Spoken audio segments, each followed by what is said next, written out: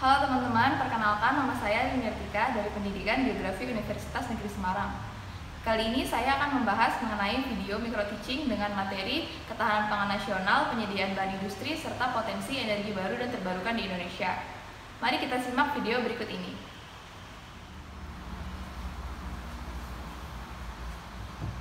Assalamualaikum warahmatullahi wabarakatuh. Waalaikumsalam warahmatullahi wabarakatuh. Selamat pagi anak-anak. Pagi. Ya, sebelum kita memulai pelajaran pada pagi hari ini, alangkah baiknya kita berdoa terlebih dahulu. Tolong ketua kelasnya pimpin doa. Doa. Ya, bagaimana kabar kalian hari ini? Baik. Apakah hari ini ada yang tidak hadir? Tidak ada, Bu. Baiklah, kita mulai saja pelajaran pada pagi hari ini. Sebelumnya, tolong yang tiket hapus dulu papan tulisnya. Terima kasih. Ya, pada pertemuan sebelumnya kita telah membahas mengenai pengelolaan sumber daya alam di Indonesia. Ada yang masih ingat apa saja klasifikasi sumber daya alam di Indonesia berdasarkan sifatnya? Ya, benar. Klasifikasi sumber daya alam berdasarkan sifatnya itu ada dua. Yang pertama, sumber daya alam yang dapat diperbarui dan sumber daya alam yang tidak dapat diperbaharui. Ya, pada pertemuan kali ini kita akan membahas mengenai ketahanan pangan nasional, penyediaan bahan industri, dan potensi energi baru dan terbarukan di Indonesia. Sebelumnya kita harus mengetahui tujuan dari pembelajaran. Tujuan dari pembelajaran kita pada hari ini yaitu agar mengetahui pengertian ketahanan pangan nasional, pengelolaan bahan industri, serta potensi energi baru dan terbarukan di Indonesia. Serta yang kedua, kita dapat memahami pengelolaan ketahanan pangan nasional, penyediaan bahan industri, serta potensi energi baru dan terbarukan di Indonesia. Kita langsung saja ke pembelajaran yang pertama, yaitu pengertian ketahanan pangan. Apa itu ketahanan pangan? Ketahanan pangan adalah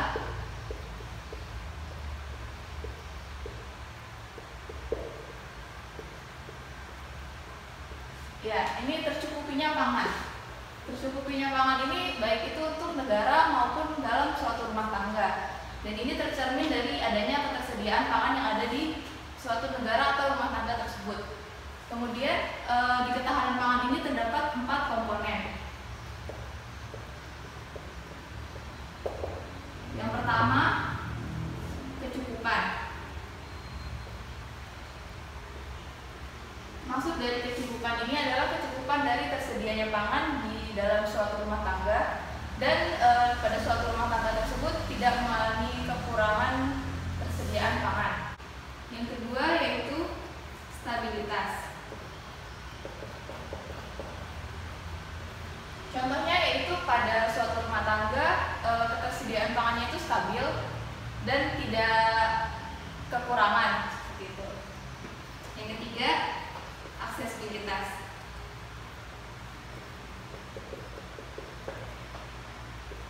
Aksesibilitas ini yang dimaksud yaitu kemudahan dalam memperoleh pangan, baik itu lokasi maupun jarak untuk ketersediaan pangan, sehingga rumah tangga itu mudah untuk mengakses ketersediaan pangan itu. Yang keempat, kualitas. Kualitas ini dimaksudkan dalam suatu rumah tangga, kualitas pangannya itu harus aman dan tidak mengalami kerusakan. Sampai di sini ada yang ingin bertanya tentang pengertian ketahanan pangan? Belum ada ya? Selanjutnya kita lanjut ke pengertian penyediaan bahan industri.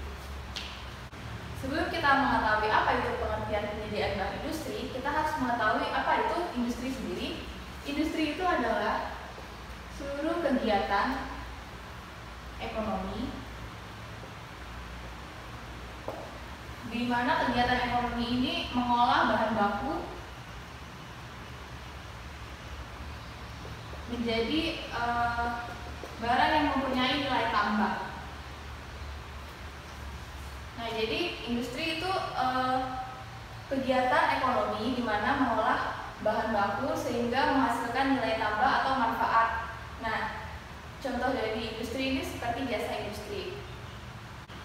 Nah, dalam industri ini ada kata bahan baku. Apa itu bahan baku? Bahan baku adalah bahan utama dalam pembuatan suatu produk. Dalam kebijakan industri hijau. Ada yang tahu apa itu industri hijau? Industri hijau adalah suatu industri itu harus memiliki efisiensi maupun efektivitas dalam pengelolaannya, sehingga dalam mengelola industri itu tidak merusak lingkungan maupun kelestarian lingkungan yang ada di sekitar. Nah, dari pengertian tersebut kita dapat ambil kesimpulan apa itu penyediaan bahan industri. Penyediaan bahan industri adalah terpenuhinya atau tersedianya bahan baku dalam pengelolaan industri dengan efisien maupun efektif sehingga menghasilkan nilai tambah bagi industri itu sendiri. Nah, itu adalah pengertian bahan industri. Apakah ada yang ingin bertanya sampai sini? Jika tidak ada, kita lanjut ke yang ketiga, yaitu energi baru dan terbarukan. Nah, sebelumnya kita harus mengetahui apa itu energi.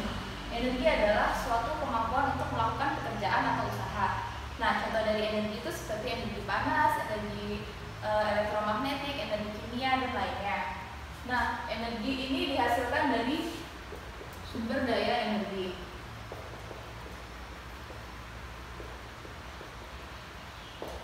Sumber daya energi ini adalah sumber daya alam yang dapat dikelola baik itu untuk sumber energi maupun untuk energi itu sendiri.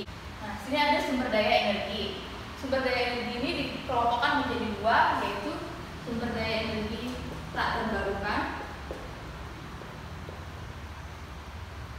dan sumber daya energi terbarukan.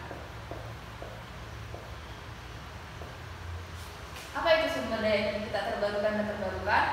Sumber daya energi tak terbarukan adalah sumber daya energi yang jika dieksploitasi secara berlebihan ini akan habis dan sulit untuk diperbarui.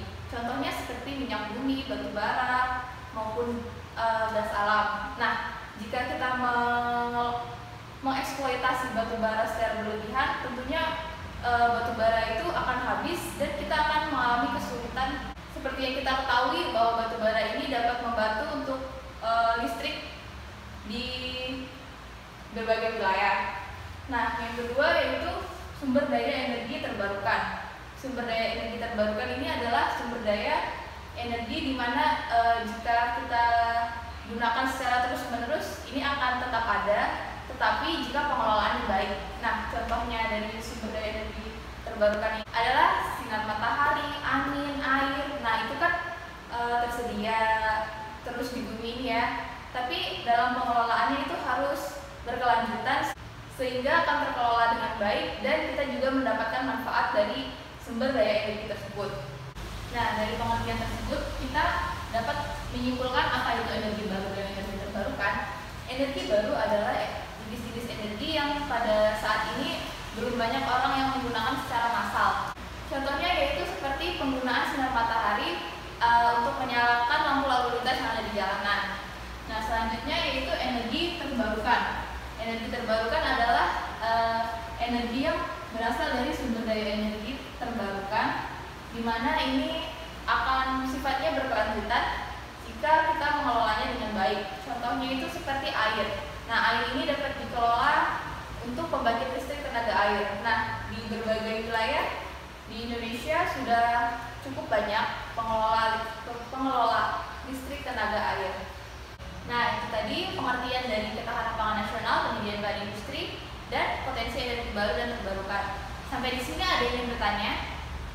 Jika tidak ada, kita akan lanjut ke materi yang kedua, yaitu tentang pengelolaan ketahanan pangan nasional, penyediaan bahan industri, dan potensi energi baru dan terbarukan di Indonesia.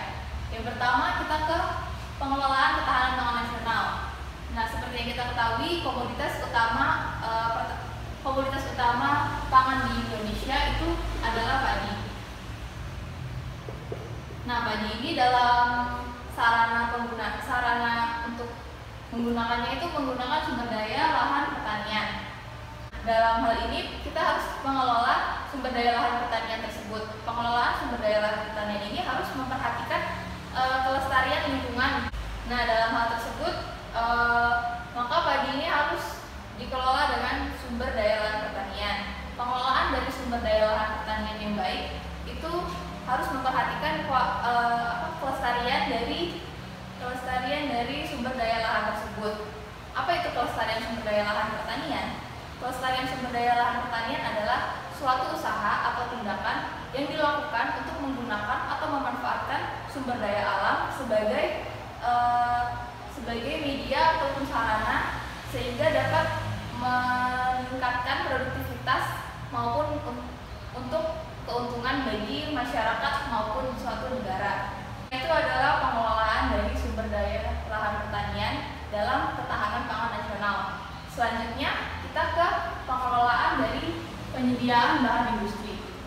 Seperti yang kita ketahui bahwa industri harus memperhatikan industri hijau. Nah, dalam hal ini pengelolaan dari penyediaan bahan industri itu harus memperhatikan 3 aspek, yaitu penghematan,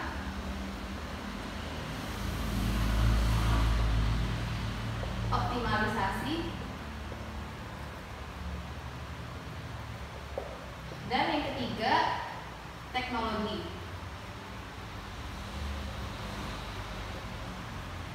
Nah, 3 hal ini sangat penting untuk diperhatikan dalam suatu industri. Yang pertama, penghematan.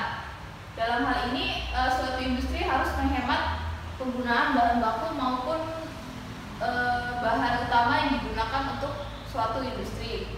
Yang kedua yaitu optimalisasi. Dalam hal ini industri harus optimal dalam memanfaatkan bahan baku, sehingga jika sudah optimal dalam mengelola bahan baku, maka industri tersebut tidak akan kekurangan bahan baku. Yang ketiga yaitu teknologi. Dalam industri itu harus menggunakan teknologi yang ramah lingkungan agar tidak merusak kelestarian lingkungan di wilayah sekitar dan bermanfaat bagi industri tersebut maupun masyarakat maupun negara. Nah, itu dia pengelolaan dari penyediaan bahan industri. Selanjutnya kita ke yang ketiga yaitu pengelolaan potensi energi baru dan terbarukan. Di sini pengelolaan energi itu adalah pemanfaatan energi dan konservasi dari sumber daya energi. Nah, pengelolaan energi baru dan terbarukan ini harus berdasarkan pada kebijakan. Nah, dalam kebijakan tersebut terdapat 3 prinsip. Yang pertama, keadilan. Yang kedua, berwawasan lingkungan.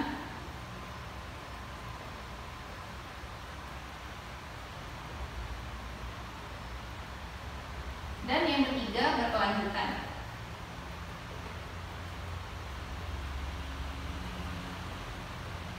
Nah, ini adalah 3 prinsip dari pengelolaan energi baru dan terbarukan. Maksud dari prinsip keadilan di sini adalah dalam pengelolaan energi baru dan terbarukan itu harus adil, seperti tidak hanya memusat pada suatu wilayah, tetapi ke seluruh wilayah yang ada di Indonesia. Nah, yang kedua ini yaitu berwawasan lingkungan, di mana dalam pengelolaan energi baru dan terbarukan ini harus berlandaskan pada berwawasan lingkungan, karena jika pengelolaan potensi energi baru dan terbarukan ini tidak berwawasan lingkungan, maka tentunya akan dapat merusak lingkungan di sekitar, sehingga tidak lingkungan sekitar menjadi rusak karena potensi energi tersebut. Yang ketiga yaitu berkelanjutan. Dalam hal ini pengelolaan energi baru dan terbarukan itu harus berkelanjutan. Artinya tidak hanya untuk generasi saat ini, tetapi juga untuk generasi yang akan datang. Jadi ini adalah pengelolaan dari potensi energi baru dan terbarukan di Indonesia. Itu adalah materi yang dapat saya sampaikan hari ini. Dari materi tersebut, apakah ada yang ingin bertanya? Jika tidak ada yang ingin bertanya, pembelajaran kita cukupkan sampai saat ini.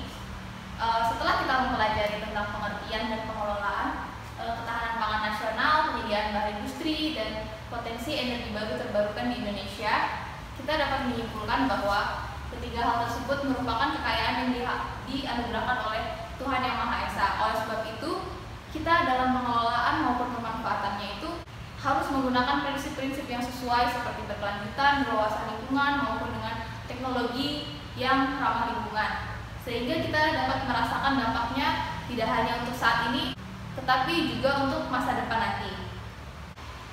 Untuk pertemuan selanjutnya, kita akan membahas mengenai materi kependudukan. Silakan membaca buku pelajaran dan bacaan yang relevan terkait dengan materi. Sekian penjelasan dari saya pada pertemuan kali ini. Kurang lebihnya mohon maaf. Assalamualaikum warahmatullahi wabarakatuh. Itulah pembahasan mengenai video micro teaching dengan materi ketahanan pangan nasional, penyediaan bahan industri, serta potensi energi baru dan terbarukan. Terima kasih.